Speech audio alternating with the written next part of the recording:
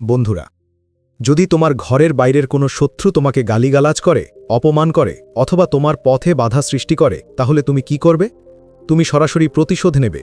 কিন্তু যদি একই আক্রমণ তোমার নিজের ঘরের ভেতর থেকে আসে, যদি একই বিষ তোমার নিজের আত্মীয়, বন্ধু অথবা তোমার প্রতিবেশীর কাছ থেকে আসে, তাহলে তুমি কি করবে? এখানেই একজন ব্যক্তি সবচেয়ে বেশি ভেঙে পড়েন এবং এখান থেকেই আসল শত্রু শুরু হয়। এই কারণেই চাণক্য বলেছিলেন যে ভেতরের শত্রু সর্বদা সবচেয়ে বিপজ্জনক। আজ আমি যুদ্ধ না করে তোমার শত্রুকে পরাজিত করার 7টি শক্তিশালী উপায় শেয়ার করব। বিশেষ করে শেষ পদ্ধতিটি এত কার্যকর যে তুমি এটি মিস করতে চাইবে না। তাই শেষ পর্যন্ত সাথে থাকুন। ভিডিওটি লাইক করুন এবং আমাদের চ্যানেল চাণক্য নীতি ইন্সপায়ার সাবস্ক্রাইব করুন। একসময় মগধ সাম্রাজ্যে একজন সেনাপতি ছিলেন। তিনি শক্তিশালী, বুদ্ধিমান এবং প্রতিটি যুদ্ধে বিজয়ী ছিলেন। কিন্তু তার পরাজয় কোনো বহিরাগত শত্রুর কারণে হয়নি। তিনি তার নিজস্ব দরবারের বন্ধুদের দ্বারা পরাজিত হয়েছিলেন, যারা গোপনে তার সম্পর্কে খারাপ কথা বলত এবং তার বিরুদ্ধে ষড়যন্ত্র করত। তিনি তরবারি দিয়ে বহিরাগত শত্রুকে পরাজিত করেছিলেন, কিন্তু ভেতরের শত্রু তাকে মনস্তাত্ত্বিক যুদ্ধে পরাজিত করেছিল। এর অর্থ হল প্রকৃত যুদ্ধ যুদ্ধক্ষেত্রে নয়, মনের ভেতরে লড়াই করা হয়। চাণক্য শত্রুকে 3টি ভাগে ভাগ করেছেন। প্রথমত দৃশ্যমান শত্রু, যে সামনে থাকে এবং প্রকাশ্যে বিরোধিতা করে। দ্বিতীয়ত অদৃশ্য শত্রু, যে হাসে এবং বন্ধুত্বের ভান করে কিন্তু গভীরভাবে কষ্ট দেয়। তৃতীয়ত নিকটতম শত্রু, আত্মীয় স্বজন, পরিবার বা বন্ধু, যারা আপনাকে বাধা দেয়, আপনাকে ছোট করে এবং আপনার অগ্রগতিতে ঈর্ষান্বিত হয়। তৃতীয়ত সবচেয়ে বিপজ্জনক, কারণ আপনি প্রকাশ্যে তার মুখোমুখি হতে পারবেন না। তাহলে আমাদের কি শত্রুর সাথে লড়াই করা উচিত? না। যদি আপনি সরাসরি লড়াই করেন, তাহলে সে আরও শক্তিশালী হয়ে উঠবে। যদি আপনি চুপ থাকেন, তাহলে মানুষ আপনাকে দুর্বল হিসেবে দেখবে। তাহলে এর থেকে মুক্তির উপায় কি? এটিই যুদ্ধ না করে শত্রুকে পরাজিত করার শিল্প। আজ আমরা শিখব কিভাবে শত্রুকে চিনতে হয়, কিভাবে তার খেলাকে তার বিরুদ্ধে ঘুরিয়ে দিতে হয় এবং চূড়ান্ত রহস্য, কিভাবে হাত না তুলে, লড়াই না করে তাকে পরাজিত করা যায়।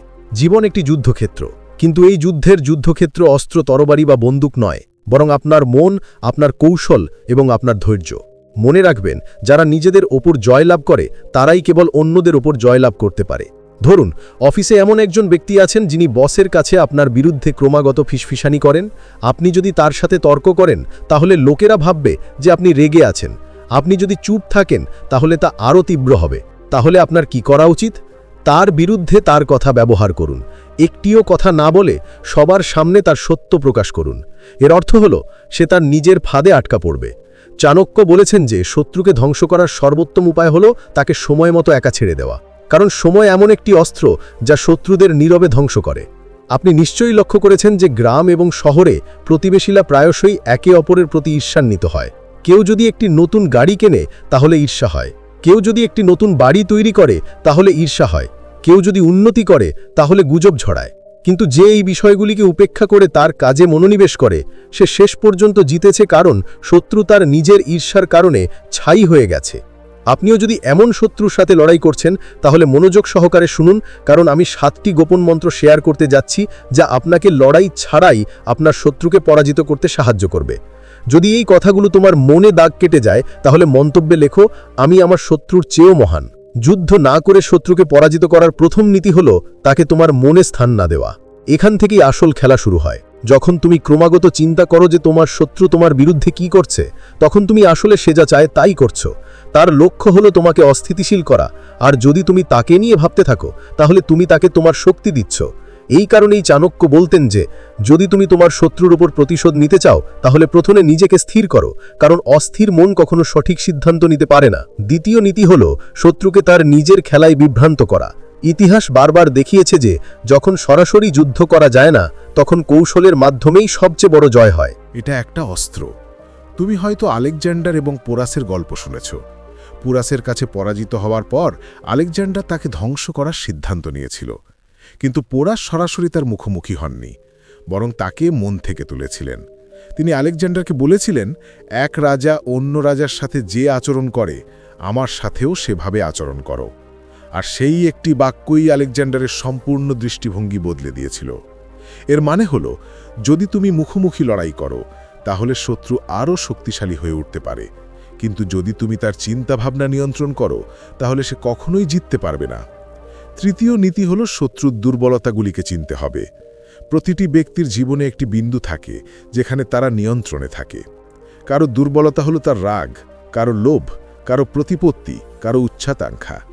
যদি তুমি শত্রুর দুর্বলতা চিনতে পারো তাহলে যুদ্ধের অর্ধেক জয়ী বলে মনে করো। কৌটিল্য লিখেছিলেন যে শত্রু যদি রাগান্বিত হয় তাহলে তাকে উত্তেজিত করো, যদি সে লোভী হয় তাহলে তাকে আরও লোভ দাও, যদি সে তার খ্যাতিকে মূল্য দেয় তাহলে তাকে সেখানে আক্রমণ করো। আর সবচেয়ে মজার বিষয় হলো সে বুঝতেও পারবে না যে সে তোমার কৌশলের ফাঁদে পড়েছে। মনস্তাত্ত্বিক যুদ্ধের চতুর্থ নীতি হলো শত্রুকে বিচ্ছিন্ন করা। তুমি নিশ্চয়ই লক্ষ্য করেছ যে অনেক মানুষ তাদের ভিড় নিয়ে গর্ব করে। যতক্ষণ তাদের সমর্থক থাকে তাদের আত্মবিশ্বাস অক্ষুণ্ণ থাকে, কিন্তু যত তাড়াতাড়ি তারা একা থাকে তাদের সাহস ভেঙে যায়। চাণক্য বলেন শত্রুর শক্তি তার অনুসারীদের মধ্যে নিহিত। অনুসারীদের বিচ্ছিন্ন করুন এবং শত্রু স্বয়ংক্রিয়ভাবে পতন পাবে। আজও একই ঘটনা ঘটে। ধরুন অফিসের কেউ আপনার বিরুদ্ধে পরিবেশ তৈরি করছে। আপনি যদি সরাসরি তাদের মুখোমুখি হন তাহলে মানুষ ভাববে আপনি একজন ঝগড়াটে ব্যক্তি, কিন্তু যদি আপনি ধীরে ধীরে তাদের সমর্থকদের তাদের বিরুদ্ধে পরিণত করেন তাহলে একদিন তারা একা হয়ে যাবে এবং যারা একা রয়ে গেছে তারা বেশি দিন টিকতে পারবে না। ইতিহাসের সাক্ষ্য দেয়, এমনকি মহাভারতেও দুর্যোধনের সবচেয়ে বড় শক্তি ছিল তার ভাই এবং কৌরব সেনাবাহিনী, কিন্তু কৃষ্ণ পাণ্ডবদের ব্যাখ্যা করেছিলেন যে একটি আসল যুদ্ধ সামরিক শক্তি দিয়ে নয় বরং মনোবল দিয়ে জয়লাভ করা হয়। যখন কৌরবদের মনোবল ভেঙে যায় তখন লক্ষ লক্ষ সৈন্যও দুর্যোধনকে বাঁচাতে পারেনি। অতএব যদি আপনি যুদ্ধ ছাড়াই জিততে চান তাহলে শত্রুর মনোবল ভেঙে ফেলুন, তাদের শক্তি কেড়ে নিন এবং তাদের নিজের ভুলের মধ্যে তাদের জড়িয়ে ফেলুন। এতক্ষণে আমরা বুঝতে পেরেছি কেন শত্রুর সাথে লড়াই করা বোকামি এবং কিভাবে একটি মনস্তাত্ত্বিক যুদ্ধে জয়লাভ করা যায়। কিন্তু এখন আসল প্রশ্ন উঠছে, যখন শত্রু আপনার সামনে দাঁড়িয়ে আছে, ষড়যন্ত্র করছে এবং আপনার বিরুদ্ধে মানুষকে উস্কানি দিচ্ছে, তখন আপনার কি কৌশল অবলম্বন করা উচিত?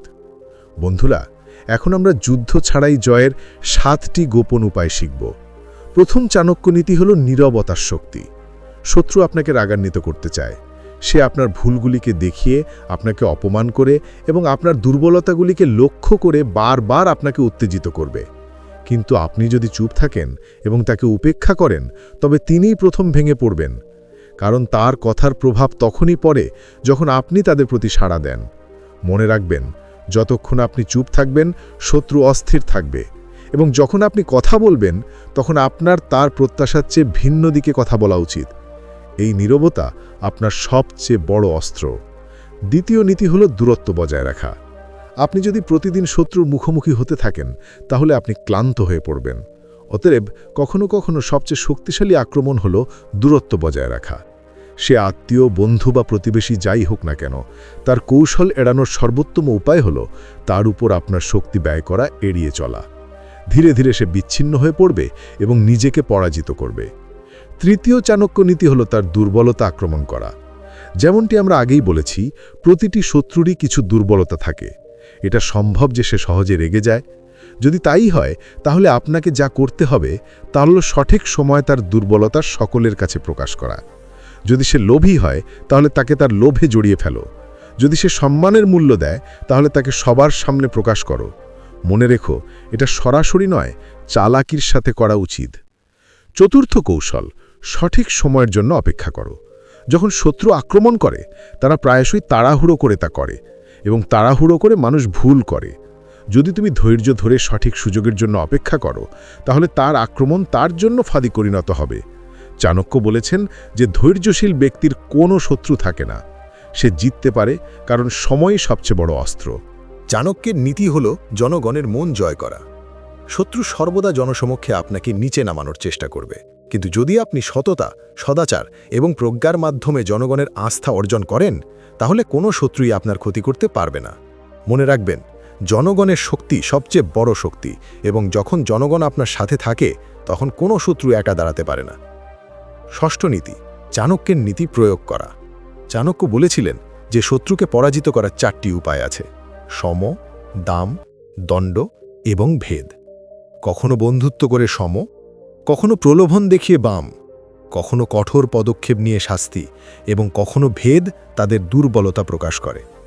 প্রতিটি পরিস্থিতিতে একটি ভিন্ন পদ্ধতি কাজ করে, কিন্তু সর্বোত্তম পদ্ধতি হল রক্তপাত ছাড়াই শত্রুকে পরাজিত করা। সপ্তম নীতি, নিজেকে উন্নত করুন। শত্রুর সবচেয়ে বড় সমস্যা হলো তারা আপনার অগ্রগতিতে ঈর্ষান্বিত হয়। যদি আপনি কোনো যুদ্ধে আটকা পড়েন, তারা জয়ী হয়। কিন্তু যদি তোমার কঠোর পরিশ্রম, নিষ্ঠা এবং পরিশ্রমের মাধ্যমে তুমি নিজেকে এতটাই উন্নীত করো যে তারা আর তোমার সমকক্ষা থাকে না, তাহলে তুমি বিজয় অর্জন করেছ। সবচেয়ে বড় পরাজয় হলো যখন শত্রু বুঝতে পারে যে তারা যতই চেষ্টা করুক না কেন, তারা তোমাকে থামাতে পারবে না। এই 7টি চাণক্য নীতি, অর্থাৎ ঐতিহ্যবাহী নীতি, কেবল বই নয়, জীবনের বাস্তবতা। এগুলো গ্রহণ করে তুমি তোমার শত্রুকে লড়াই ছাড়াই পরাজিত করতে পারো। এখনও পর্যন্ত আমরা বুঝতে পেরেছি যে শত্রুকে পরাজিত করার জন্য সরাসরি যুদ্ধের প্রয়োজন হয় না, বরং প্রকৃত বিজয়ে আসে তাদের নিজস্ব কৌশলে জড়িয়ে ফেলা, তাদের দুর্বলতাগুলিকে আক্রমণ করা এবং নিজের জীবনকে এতটাই শক্তিশালী করার মাধ্যমে যে তারা আত্মসমর্পণ করে। কিন্তু আসল প্রশ্ন হলো, এই নীতিগুলি কিভাবে তোমার জীবনে বাস্তবায়ন করা যায়? আপনার বাড়িতে যদি শত্রু থাকে, তাহলে আপনার কি করা উচিত? প্রায়শই সবচেয়ে বেশি কষ্ট হয় যখন শত্রু আপনার নিজের হয়। কোনো আত্মীয়, পরিবারের সদস্য অথবা কাছের মানুষ আপনাকে আঘাত করতে পারে, কারণ আপনি তাদের থামাতে পারেন না। এই পরিস্থিতিতে সবচেয়ে গুরুত্বপূর্ণ কৌশল হলো আপনার আবেগ নিয়ন্ত্রণ করা। আপনি যদি আপনার আবেগ নিয়ন্ত্রণ করেন এবং তাদের কথার দ্বারা প্রভাবিত হওয়া বন্ধ করেন, তাহলে তাদের শক্তি অর্ধেক হয়ে যাবে।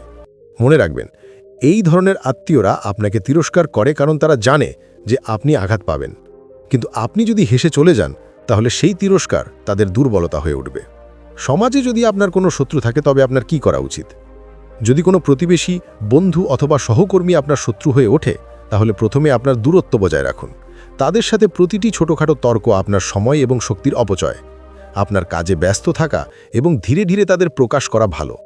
চাণক্য বলতেন, শত্রুকে তাদের নিজস্ব ফাঁদে পড়তে দিন, সময় তাদের আসল চেহারা প্রকাশ করবে। 3. কর্মক্ষেত্রে শত্রু থাকলে আপনার কি করা উচিত? যদি তোমার অফিস বা ব্যবসায় কেউ তোমার সমালোচনা করে অথবা প্রতিকূল পরিবেশ তৈরি করে, তাহলে তোমাকে সরাসরি তাদের মুখোমুখি হতে হবে না। তোমাকে শুধু তোমার কাজ এত ভালোভাবে করতে হবে যে তোমার সাফল্যই উত্তর হয়ে ওঠে।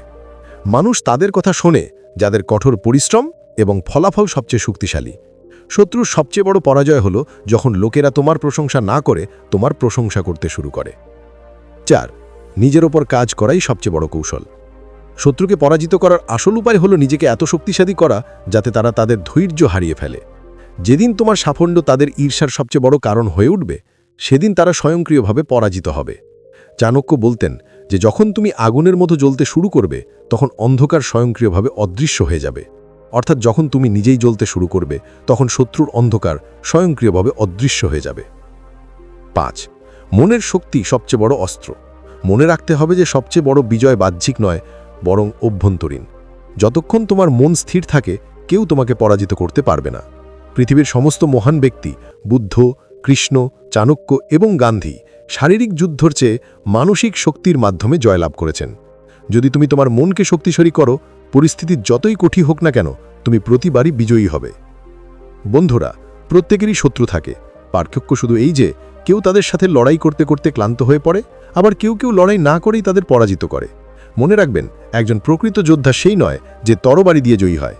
একজন প্রকৃত যোদ্ধা সেই যে বুদ্ধিমত্তা, ধৈর্য এবং সময় দিয়ে জয়ী হয়। শত্রুর ওপর প্রতিশোধ নেওয়ার সর্বোত্তম উপায় হল তার প্রত্যাশার বিপরীত কাজ করা। তুমি কাঁদো, ভেঙে পড়ো এবং হাল ছেড়ে দাও, কিন্তু যদি তুমি হাসি মুখে জীবনযাপন শুরু করো, শক্তিশালী এবং আরও সফল হয়ে উঠো, তাহলে বুঝতে হবে যে তুমি তাকে লড়াই ছাড়াই পরাজিত করেছ। যদি তুমি এই জিনিসগুলি বুঝতে পেরেছ এবং এগুলো থেকে কিছু শিখেছ, তাহলে অবশ্যই তোমার জীবনে এগুলো গ্রহণ করো। আর যদি তুমি চাও যে তোমার বন্ধু, আত্মীয়স্বজন বা পরিবারের সদস্যরা এই জ্ঞান দ্বারা অনুপ্রাণিত হোক, তাহলে এই ভিডিওটি তাদের সাথে শেয়ার করো। মন্তব্যে বলো তোমার সবচেয়ে বড় শত্রুকে, আর তাকে পরাজিত করার জন্য তুমি কোন চাণক্য নীতি গ্রহণ করতে যাচ্ছ। দূরত্ব বজায় রাখো। লড়াই বাইরে হতে পারে, কিন্তু লড়াই ভেতরে।